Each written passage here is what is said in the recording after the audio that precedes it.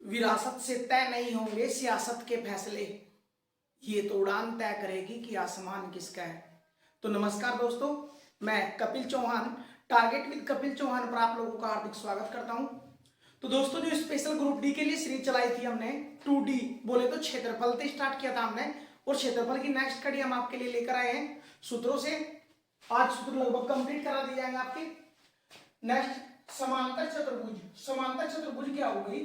चार भुजाओं से घिरी ऐसी आकृति जिसकी विपरीत या सम्मुख सतह, सम्मुख भुजाओं की तो लंबाई होगी बराबर और सम्मुख कोण भी बराबर होंगे। तो मोस्ट इंपोर्टेंट बात है भाई, समांतर चतुर्भुज, यू समांतर चतुर्भुज है भाई।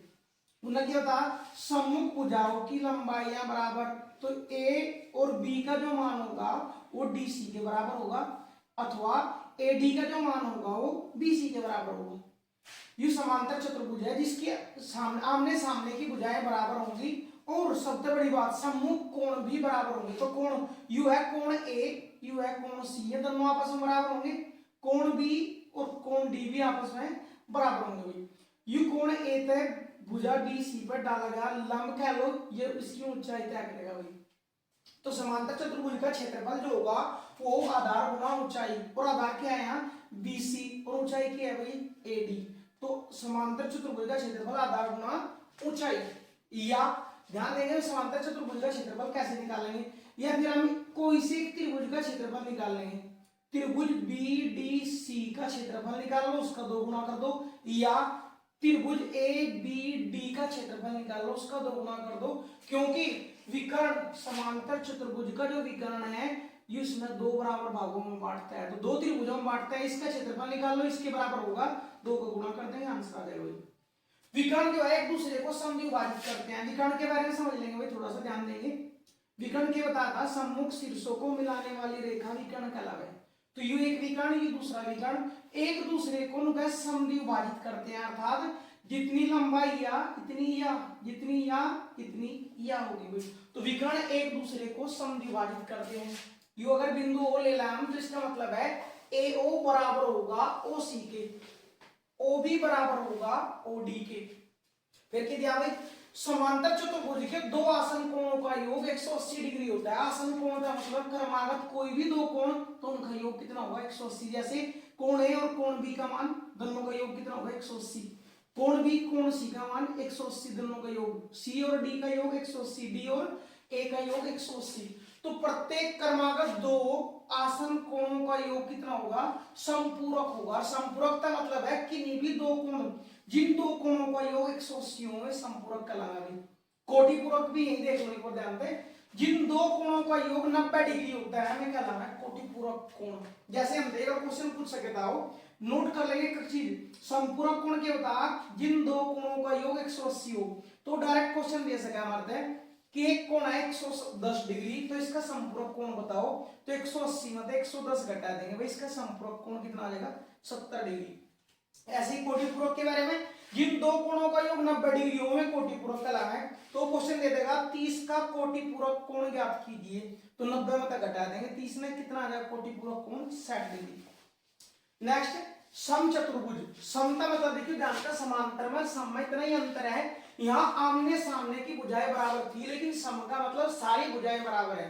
तो ऐसा चार भुजाओं से घिरी ऐसी आकृति जिसकी चारों भुजाएं बराबर तथा तो विकर्ण एक दूसरे को समकोण समद्विभाजित करते हैं। यहाँ के था विकर्ण एक दूसरे ने समद्विभाजित कर रहे थे, लेकिन यहाँ विकर्ण समद्विभाजित तो करेंगे लेकिन समकोण पे, अर्थात ये जो कोण बनेगा ये 90 डिग्री का बनेगा, इधर भी 90 का बनेगा, इधर भी 90 का बनेगा। तो विकर्ण जो है, विकर्ण ए सी और बी डी एक दूसरे में बराबर बराबर काटेंगे, और दूसरी बात समकोण में विभाजित करेंगे। ये समचतुर्भुज की प्रॉपर्टी है भाई। जैसे अगर बात करें वर्ग की भी चारों भुजाएं बराबर थी, प्रत्येक कोण बराबर था, समकोण भी समद्विभाजित, उसके विकर्ण भी समद्विभाजित करे थे। तो एक वर्ग जो है वो भी एक समचतुर्भुज है। तो समचतुर्भुज का मतलब है जिसकी चारों भुजाएं बराबर तथा प्रत्येक विकर्ण एक दूसरे को समकोण पर विभाजित करेंगे और बराबर बराबर विभाजित करेंगे। इसके भी दो आसन कोणों का योग कितना होगा भाई? 180 डिग्री। प्रत्येक चतुर्भुज के दो आसन कोणों का योग 80 डिग्री होगा भाई। समचतुर्भुज का जो क्षेत्रफल होगा वो 1/2 d1 into d2। d1 into क्या है भाई, विकर्ण, हमने विकर्ण ले रखे तो d1 d2 को ऐसा ले लो, एक विकर्ण u एक u, एक ही मतलब d1 ले लिया एक d2। तो समचतुर्भुज का जो क्षेत्रफल होगा वो 1/2 विकर्णों का गुणनफल होगा भाई। समचतुर्भुज का परिमाप 4 गुना भुजा अर्थात चारों भुजाओं का योग। अब ध्यान देंगे इसके विकर्णों के बीच और इसकी भुजा, यू समचतुर्भुज, इसकी प्रत्येक भुजा हमने a मान रखी, तो इसके विकर्णों के और भुजाओं के बीच जो संबंध है मोस्ट इंपोर्टेंट है भाई। एक हाँ d1/2 का होल स्क्वायर प्लस d2/2 का होल स्क्वायर वो बराबर है किसके, a स्क्वायर के। आया कहां था वो ध्यान देंगे हम। देखिए हमने लिया d1, यू टोटल जब d1 है तो यू जो बिंदु है, यू बिंदु इसमें दो बराबर भागों में बैठ रहा, अर्थात यू d1/2 और यू भी d1/2 हो जाएगा। ऐसे ही यू d2 है तो यू d2/2 हो जाएगा और यू भी d2/2 हो जाएगा। अरे दीदी बता कि विकर्ण एक दूसरे ने समकोण पर काटा है तो ये समकोण हो गया। यू त्रिभुज अगर ले हम, यू त्रिभुज यहां बिंदु वो ले लें तो त्रिभुज ओबीसी में, त्रिभुज ओबीसी में यू कोण समकोण, समकोण के सामने की भुजा कर्ण कहलावा है। तो कर्ण का जो स्क्वायर हो रहा है पाइथागोरस प्रमेय के अनुसार कर्ण का स्क्वायर बराबर हो रहा है लंब का स्क्वायर यानी d1/2 का स्क्वायर प्लस आधार का स्क्वायर। तो दोनों जोड़ देंगे d1/d2, हाँ d1/2 का स्क्वायर और d2/2 का स्क्वायर जो होगा वो भुजाओं के स्क्वायर के बराबर होगा। तो नेक्स्ट क्वेश्चन देखेंगे भाई दोस्तों। नेक्स्ट क्वेश्चन भाई, क्वेश्चन क्या, त्रिभुज, त्रिभुज से संबंधित कुछ कल भी करवाए थे भाई, अब आज देख लेंगे थोड़ा सा। त्रिभुज, त्रिभुज क्या हो, तीन भुजाओं से घिरी समतलीय आकृति, तीन भुजाओं से घिरी समतलीय आकृति त्रिभुज कहलाती है। त्रिभुज के तीनों कोणों का योग 180 डिग्री होता है। अब ध्यान देंगे त्रिभुज, भुजाओं के आधार पर त्रिभुज के प्रकार जो हैं, भुजाओं के आधार पर त्रिभुज तीन प्रकार के हो गए। विषमबाहु त्रिभुज, विषमबाहु कल करा भी था जिसकी तीनों भुजाएं अलग अलग हों, जिसकी तीनों भुजाओं की लंबाइयां अलग अलग हो, विषमबाहु त्रिभुज। समबाहु त्रिभुज जिसकी तीनों भुजाओं की लंबाइयां बराबर होती हैं, और जब तीनों भुजाएं बराबर हैं तो इसके तीनों कोण भी बराबर होते हैं, तो समबाहु त्रिभुज के प्रत्येक कोण का मान 60 डिग्री होता है। यह बात कल बताई गई थी भाई। कल एक त्रिभुज रहेगा था समद्विबाहु त्रिभुज। तो समद्विबाहु त्रिभुज क्या हो दोस्तों, जिस त्रिभुज की कोई दो भुजाएं समान होती है। तो जैसे अगर त्रिभुज ले हम, त्रिभुज ए बी सी में ए बी भी ए है, ए सी भी ए है और हमने तीसरी भुजा अलग ले ली, तो समद्विबाहु का मतलब है जिसकी दो भुजाएं बराबर हो। तो जिसकी दो भुजाएं बराबर हो, और अगर भुजाएं बराबर हैं तो यह भुजा और यह भुजा बराबर है, तो बराबर भुजाओं के सामने के कोण भी बराबर होते हैं भाई। तो इस भुजा के सामने कोण u, इस भुजाओं के सामने अगर कोण u, तो ये दोनों कोण भी आपस में बराबर होंगे, तो दोनों कोण भी बराबर होंगे। समद्विबाहु त्रिभुज का जो क्षेत्रफल होगा वो क्षेत्रफल बराबर b अपॉन, b का मतलब है जो बराबर नहीं है भुजा, वो ले रहे हम b अपॉन रूट में 4 स्क्वायर माइनस b स्क्वायर होगा भाई। अब ध्यान देंगे अगर शीर्ष ए तम आधार BC पर कोई लंब डाल रहे हैं तो वो लंब आधार BC को दो बराबर भागों में बांटता है। अर्थात अगर ए तय लंब डाल रहा है, बिंदु ले लिया हमने D, तो BD बराबर होगा DC के। त्रिभुज का परिमाप, त्रिभुज का परिमाप तीनों भुजाओं का योग, तीनों भुजाओं में 2 HC है तो 2A प्लस B। ऊंचाई h का मान अगर निकालना हमने तो यू रूट में 4A square minus B square बटे 2 कर देंगे तो ऊंचाई निकल कर आएगी h का मान। नेक्स्ट भाई, त्रिभुज से संबंधित कुछ मोस्ट इंपोर्टेंट तथ्य हैं भाई, ज्यादा इंपोर्टेंट है, सारे के सारे एक चीज नोट कर लेंगे, एक चीज समझ लेंगे। त्रिभुज बनने की शर्त पहली तो बात कि किन्हीं दो भुजाओं का योग हमेशा एक तीसरी भुजा से बड़ा होगा। तो हमारा क्वेश्चन दे देगा डायरेक्ट कि बताओ 5 3 5 3 4, 4 भी छोटे यहां 2 ले लो, 5 3 2, बताओ इन भुजाओं से कोई त्रिभुज बनाया जा सकता है या नहीं, नहीं तो क्यों। तो ध्यान दियो भाई, हमने बताया भी कि किन्हीं भी दो भुजाओं का योग हमेशा तीसरी तक बड़ा होना चाहिए। तो देखियो इन दो भुजाओं का योग 8 तीसरी तक बड़ा है, चल गया भाई, ठीक है भाई। 5 का 2 का योग 7 तीसरी तक बड़ा है भाई, ठीक है। लेकिन ध्यान दियो 3 का 2 का योग कितना है, 5 तीसरी तक बड़ा नहीं है, इसलिए इन तक कोई त्रिभुज बनना संभव नहीं है। वो देता हमें 5 5 7 और 9। वो बोले आपके किन्हीं भी दो भुजाओं का योग हमेशा तीसरी से बड़ा होना जरूरी है। तो देखिए इसका त्रिभुज बन सका है या नहीं, तो 5 का और 7 का योग 12 तीसरी 9 तक बड़ा है, ठीक है भाई, चल गया। 5 का और 9 का योग 14 तीसरी तक बड़ा है, चल गया भाई। 9 पर 7 का योग तीसरी का बड़ा है, चल गया भाई। तो इस तरीके से इनका कोई ना कोई त्रिभुज बनाया जा सकता है। तो त्रिभुज बनने की प्रॉपर्टी क्या बताई कि भी दो भुजाओं का योग हमेशा तीसरी भुजा से बड़ा होना चाहिए भाई।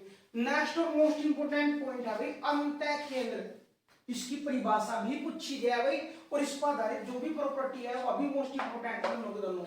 अंतः केंद्र क्या होगा, ध्यान देंगे किसी भी त्रिभुज के जो कोणों, कोण ए, कोण बी, कोण सी, इनका जो समद्विभाजक, समद्विभाजक का मतलब कोण बी ना अर्धक करेंगे वह भुजा, कोण सी ना अर्धक करेंगे वह भुजा, और कोण ए ना अर्धक करेंगे, और वे बिंदु जिस भी बिंदु पर मिलेंगे उनमें अंतः केंद्र का है। तो अंतः केंद्र की परिभाषा भी डायरेक्ट पूछी जाए, अंतः केंद्र क्या हो, कोणों के समद्विभाजक जिस बिंदु पर मिलते हैं उसे अंतः कोण आई से प्रदर्शित करते हैं। जब अंतः कोण है आई तो डायरेक्ट क्वेश्चन देता मरता है कि एक त्रिभुज एबीसी में कोण ए का मान 50 डिग्री है, कोण ए का मान 50 डिग्री है, तो इसका अंतः कोण बीआईसी का मान क्या होगा। तो देखिए ध्यान दें भाई, अंतः केंद्र अगर है आई, अगर आई अंतः केंद्र है तो ध्यान देंगे बी कोण, कोण बी आई सी, यू कोण का साइन है भाई, तो कोण बी आई सी बराबर क्या होगा 90 प्लस ए बटे 2। बी आई सी निकालना था, तो ध्यान देंगे हमने बी और सी लिया, तो यहाँ ए बी सी तीन शीर्षों में तो 2 का जिक्र आ लिया, तो तीसरा शीर्ष यहाँ बटे में चल जाएगा। अर्थात अगर कोण बी आई सी का मान निकालना तो 90 प्लस ए बटे 2, और अगर कोण बी आई सी दोबारा फिर लिखेगा, सॉरी बी आई ए है, कोण बी आई ए का मान निकालना तो ए और बी का जिक्र यहाँ चलेगा, तो 90 के साथ कौन चल जाएगा, सी याद चल जाएगा भाई। कोण ए आई सी लेना हमने, तो बी बचा तो 90 प्लस बी बाई 2 हो जाएगा भाई। डायरेक्ट हम तक क्वेश्चन पूछे जाएंगे भाई, ग्रुप डी में तो बहुत ज्यादा क्वेश्चन पूछे जाएंगे इस बिंदु तो भाई। नेक्स्ट पॉइंट बाह्य कोण, यू था आंतरिक कोण, जो आंतरिक कोण थे इसके इनका समद्विभाजित जहां मिले था नाम बोल लेते अंतः कोण। ऐसे ही बाह्य केंद्र उसका बोल लेंगे हम जब बाह्य कोणों का समद्विभाज्य जहां मिलेगा। तो देखिए जानते हैं किसी त्रिभुज के बहिष्कोण, बहिष्कोण बोला हम बाह्य, और बहिष्कोण क्या हो देखिए जानता है भाई, अगर ये त्रिभुज है तो कोई भी एक भुजा बढ़ा दो आगे तो ये इसका बहिष्कोण कहलावा है, बाह्य कोण कहलावा है।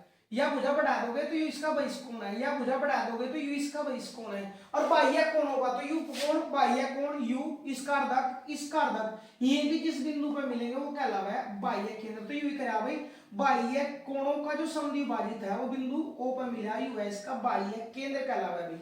बाह्य केंद्र पे जो कोण बढ़ा बी ओ सी, अगर बी ओ सी का मान निकालना तो वो किसके बराबर होगा 90 माइनस ए बटे 2।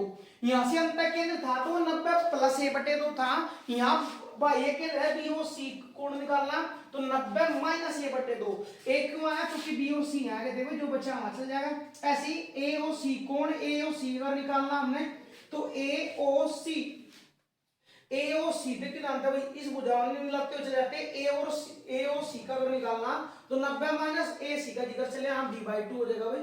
बी आई सी, तो ध्यान देंगे भाई बी ओ ए का मान निकालना तो बी और ए यहाँ चले गए, सी यहाँ चले जाएगा बटे में। अब ध्यान देंगे यू था अंतः केंद्र, आई था अंतः केंद्र, ओ है बाह्य केंद्र, तो ध्यान देंगे कोण बी आई सी और बी ओ सी में जो संबंध हो एक दूसरे के संपूरक हो, और संपूरक का मतलब एक इनका योग 180 डिग्री के बराबर होगा भाई। तो त्रिभुज चल रहा है भाई, त्रिभुज से संबंधित हमने विषमबाहु समबाहु का कल जिक्र कर लिया था, आज समद्विबाहु बचा था वो लेकर आए हम, और त्रिभुज से संबंधित जितनी भी जानकारी है आपको 0 से हीरो तक आज बिल्कुल सारी करा दी जाएगी, बिल्कुल टेंशन ना ले।